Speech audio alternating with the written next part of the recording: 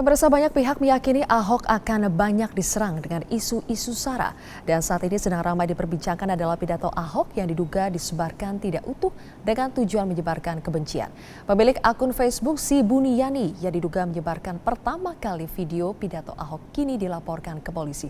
Dan kami sudah bersama dengan Muanas Alaidit, Ketua Komunitas Advokat Muda Ahok Jarot. Selamat malam Mas Anas. Selamat malam. Mas Anas sudah melaporkan soal pemilik akun Facebook Si Buniyani itu. Kenapa akhirnya melaporkan?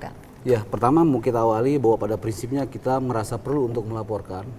Jadi ada beberapa teman-teman yang mencermati ya, teman-teman dari advokat muda yang mencermati berbagai perkembangan situasi terkait video Al-Maidah ayat 51 itu yang dilontarkan oleh Ahok. Nah, itu kemudian memicu konflik kan. Sebagian kemudian melakukan tafsir sepihak dianggap melakukan penistaan, sementara sebagian lain itu menganggap bahwa itu adalah hal yang biasa saja kan gitu. Dan kemudian masyarakat terpecah kan seperti itu.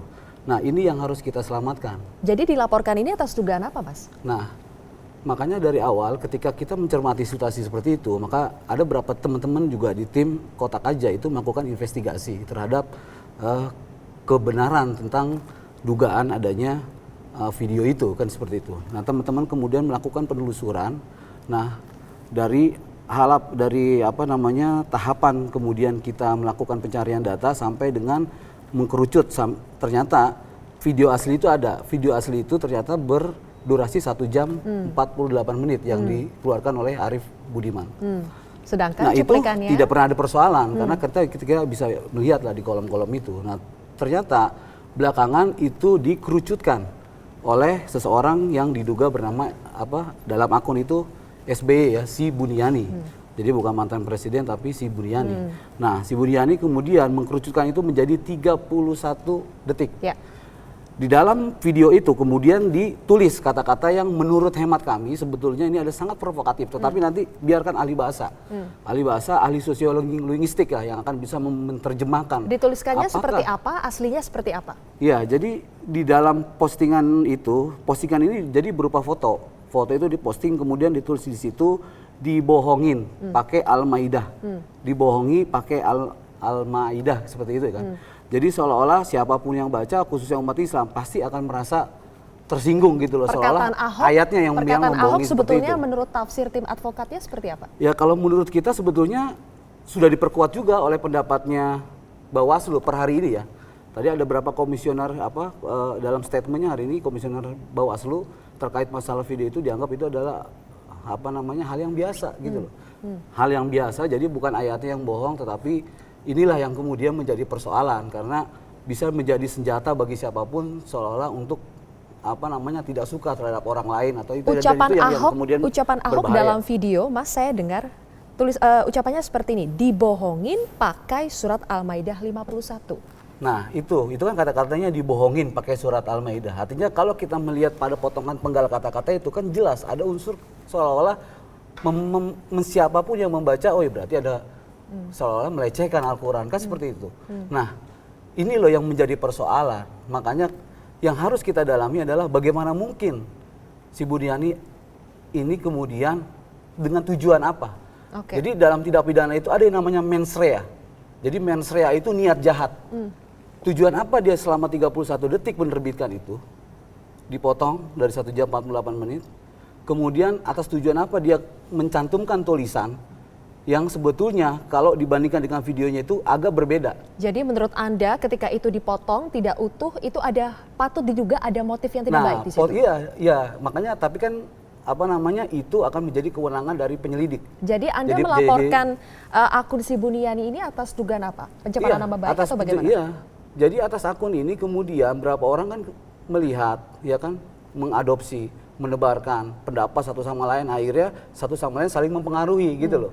Nah, ini yang makanya supaya ini tidak menyebar ya, tidak menyebar menjadi mengganggu ya proses perhelatan pilkada yang sebetulnya ini harus bisa berjalan dengan lancar dan kemudian bisa sejuk dan itulah yang Tim Kotak Aja menduga memang ini berkaitan dengan pilkada. Syarat dengan politisi? Iya, karena begini, setelah kita dalami, justru yang paling luar biasanya itu akun ini ternyata adalah salah satu pendukung pasangan calon. Dan terbukti dalam akun itu dia pernah mengeluarkan yang namanya form registrasi salah satu pasangan calon. Artinya apa? Registrasi pendukung? Iya, form registrasi salah satu pasangan calon. Artinya apa? Bahwa si Buniani ini ternyata adalah pasangan calon lain. Bukan tidak mungkin dia kemudian dimanfaatkan untuk menebarkan isu ini. Nah, setelah ini kemudian ramai menjadi polemik, postingan itu dihapus itu. Itu yang kemudian kita mencurigai. Apakah karena targetnya sudah sampai? Kan gitu. Apakah niatnya kemudian untuk menciptakan konflik ini untuk menguntungkan pasangan calon lain, itu kemudian sudah bisa didapat, kemudian dihapus. Nah, itu adalah mens rea, niat jahat. Niat jahat itulah yang kemudian kita melaporkan kepada pihak kepolisian untuk melakukan pendalaman. Nah, ini kaitannya juga dengan pernyataan dari Kapolri kan. Kapolri pernah menegaskan bahwa akan melakukan penindakan terhadap netizen yang mencoba untuk melakukan tindakan provokasi kebencian dengan menebarkan isu sara. Nah, ini yang kita khawatirkan. Kita nggak mau DKI itu seperti apa yang terjadi kemudian di Maluku, kemudian terjadi di Tanjung Balai. Meskipun itu tidak utuh, tetapi apa yang dicuplik itu memang asli, tidak disambung-sambungkan kata per kata, tapi memang 31 detik itu sesuatu keutuhan seperti itu. Jadi memang terdengar ucapan yang seperti itu dan akhirnya itu disebarkan. Iya, ini kan tafsir, ini pendapat. Kita tidak bisa dalam kapasitas menentukan salah atau benarnya seorang, enggak. Makanya kita dorong melalui proses laporan kepolisian. Biar aparat penegak hukum yang akan menyimpulkan apakah ada pidananya atau tidak. Itu yang kita hindari, jangan sampai kemudian ini menjadi bumerang gitu loh, atau menjadi persoalan konflik di masyarakat. Kenapa? Karena ini ada persoalan hukum. Iya, persoalan ini sudah terlanjur bergulir panjang. Sudah terlanjur bergulir. Karena ada Ahok ini dilaporkan ke polisi oleh advokat Cinta Tanah Air. Kemudian juga ada sejumlah ormas Islam melaporkan juga. Nah, iya. Atas tuduhan penistaan agama. Ya, itu kan yang makanya kita khawatirkan kan. Saat ini artinya umat Islam kemudian menjadi terpecah. Warga kemudian menjadi terpecah. Ini karena banyak tindakan ini ternyata atas akun itu yang kemudian menerbitkan video itu dengan penggalan semaunya, itu yang kemudian bisa menjadi potensi konflik. Itu yang harus kita selamatkan.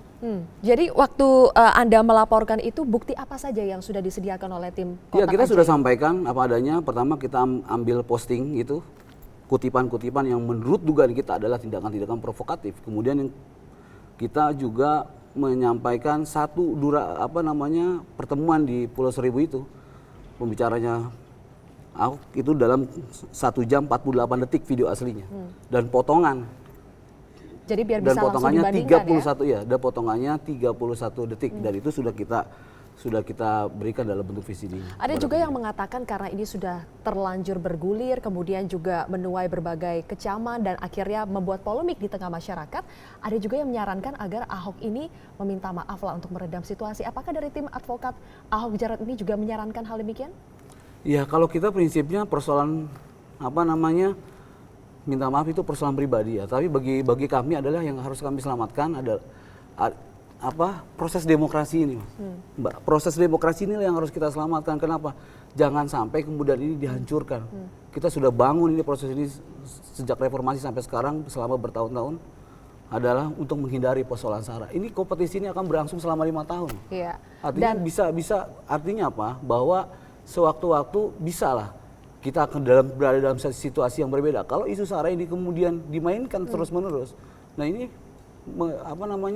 demokrasi kita tentu akan mengalami kemunduran. Baik, itu kita catat poinnya ya. Iya. Ini betul-betul harus bisa dibuktikan agar jangan sampai berpengaruh terhadap proses demokrasi kita karena pilkada sudah di depan mata.